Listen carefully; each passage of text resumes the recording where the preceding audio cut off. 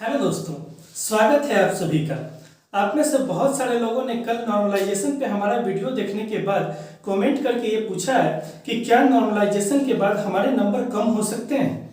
तो आज की वीडियो में हम लोग इसी बात का पड़ताल करेंगे कि क्या नॉर्मलाइजेशन के बाद आपके नंबर घट भी सकते हैं।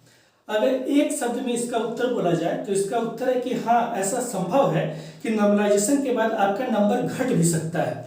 अगर कोई भी इंसान आपसे यह दावा करता है कि नॉर्मलाइजेशन के बाद आपके नंबर हमेशा बढ़ेंगे ही बढ़ेंगे, घटने की संभावना शून्य के बराबर होती है, तो वो या तो आपसे झूठ बोल रहा है या फिर उसको नॉर्मलाइजेशन के बारे में पता ही नहीं।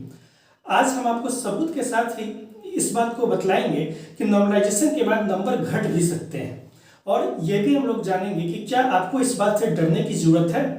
तो आइए समझते हैं इस चीज को।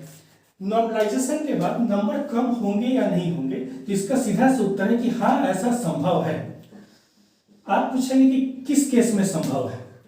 यह तब संभव होता है जैसे कि हम लोगों ने नॉर्मलाइजेशन का वीडियो देखते समय भी समझा था कि दो शिफ्ट का हम लोगों ने पेपर लिया था। एक 22 दिसंबर का पेपर लिया था और इसकी तुलना हम लोगों ने की थी 4 जनवरी के पेपर से।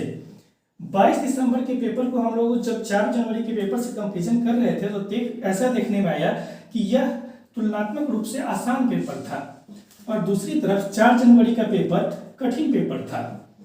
इसमें क्या हो गया कि इसी तरह से आप एक ऐसे शिफ्ट की तुलना कीजिए कि जहां पर पेपर इतना ज्यादा इजी रहा हो कि एवरेज स्टूडेंट ने भी वहां पर 90 से 100 तो बस ऐसे ही बना दिए। उनको कोई विशेष कोई बहुत ज़्यादा मेहनत करने की जरूरत नहीं पड़ी, और वो एग्जाम में बस गए, बैठ गए और 90 से 100 प्रश्न उनके ऐसे ही बन गए, और वो खुश हो रहे हैं कि वो तो पास हो जाएंगे।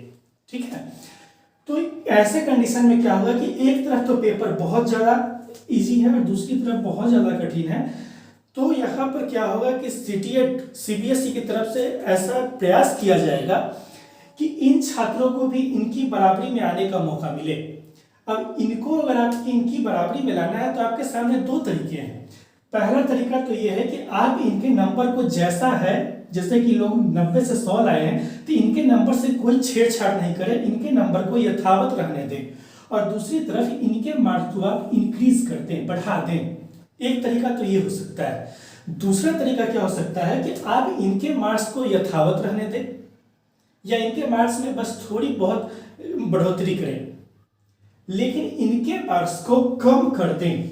अगर इनके मार्क्स को आप कम भी कर देते हैं तो भी इनके बराबरी में ये आ जाएंगे। ये दूसरा तरीका था।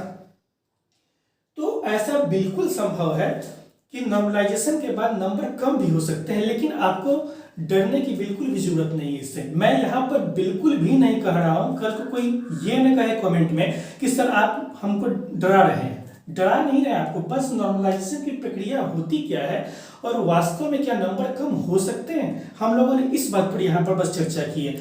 वैसे मेरा मानना है कि सीटीएट का एग्जाम जिस तरीके से इस बार हुआ है और सारे शिफ्ट के क्वेश्चन पेपर को अगर देखा जाए तो इस बात की संभावना बेहद कम है। आप मान सकते हैं कि 1% के करीब इस बात की संभावना है कि आपके नंबर कम होंगे।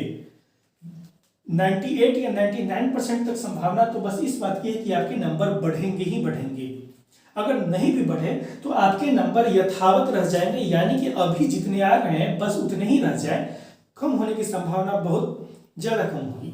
अब हम लोग एक सबूत लेते हैं। बहुत सारे लोग ये भी जानना चाहते हैं कि आखिरकार क्या इस बात का कोई सबूत भी है कि नॉर्मलाइजेशन के बाद नंबर कम भी होता है।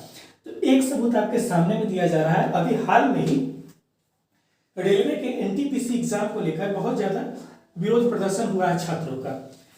रेलवे का यही एनटीपीसी का एग्जाम, यानी कि जिसमें कि स्टेशन मास्टर गुड्स गार्ड के पद आते हैं, ये परीक्षा जब 2015 में हुई थी। ध्यान दीजिएगा कि 15 की परीक्षा थी और इसका प्री क्वालिफाई करने के बाद जो स्टूडेंट गए, इसका मेंस 2018 में हुआ। 2018 के जनवरी में जब इसका मेंस हुआ तो ये एग्जाम ऑनलाइन हुआ और 3 शिफ्ट में हुआ। 3 शिफ्ट में ये एग्जाम हुआ। 3 शिफ्ट में एग्जाम होने के कारण क्या हो गया कि फर्स्ट डे का जो शिफ्ट था वो तो पेपर टफ था। यहाँ 3 शिफ्ट का ले रहे हैं। फर्स्ट डे में जो एग्जाम हुआ वो पेपर टफ था। सेकेंड डे का पेपर इतना ज्यादा इजी था कि जो एवरेज स्टूडेंट भी था उसने कम से कम 120 में 100 तो बनाए ही बनाए, और इन लोगों की हालत ऐसी थी कि ये कम से कम 70 76 से 80 हम मान सकते हैं कि ये बना के आया। थर्ड डे का भी पेपर टफ ही था। अब आप क्या देख रहे हैं कि फर्स्ट डे का टफ था, थर्ड डे का टफ था, सेकेंड डे का इतना ज़्यादा इजी था कि यहाँ पर एवरेज स्टूडेंट ने भी 100 प्रश्न तो बिल्कुल ही बना लिए। अब जब छात्रों को वो जब एग्जाम देख रहा है वहाँ पर, तो उन लोगों के सामने ये चैलेंज हो गया, क्योंकि ये तो बहुत ज़्यादा खुश थे कि मेरे तो मार्क्स बहुत ज़्यादा है, और ये दोनों टेंशन में थे। जब फाइनल रिजल्ट आया इस एनटीपीसी का, गूगल पर चेक करके देख सकते हैं, जो आदमी एग्जाम दिए होंगे इस बार एनटीपीसी का, मैंने खुद इस एग्जाम को दिया था, मेंस भी दिया था, इसके बाद फाइनल राउंड तक भी गए थे, वो अलग बात है, उस पर कभी और चर्चा होगी। तो जब फाइनल रिजल्ट आया तो ऐसा हुआ कि इनके नंबर बहुत ज़्यादा कम कर दिए गए, जिनके 100 आ रहे थे इनको 76 किए गए। ये प्रूफ है, गूगल पे मौजूद है, जो एग्जाम दिए होंगे आप उनसे पूछ सकते हैं। तो यहाँ पर आप लोग देख रहे हैं कि नॉर्मलाइजेशन के बाद मार्क्स घटे।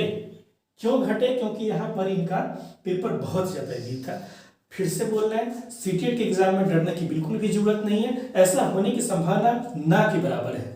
तो आगे ऐसे ही इंफॉर्मेटिव वीडियो को देखने के लिए हमारे चैनल के साथ आप लोग जुड़े रहिए, और हमारे चैनल को लाइक और सब्सक्राइब करना बिल्कुल मत भूलिए। तब तक के लिए धन्यवाद, थैंक यू।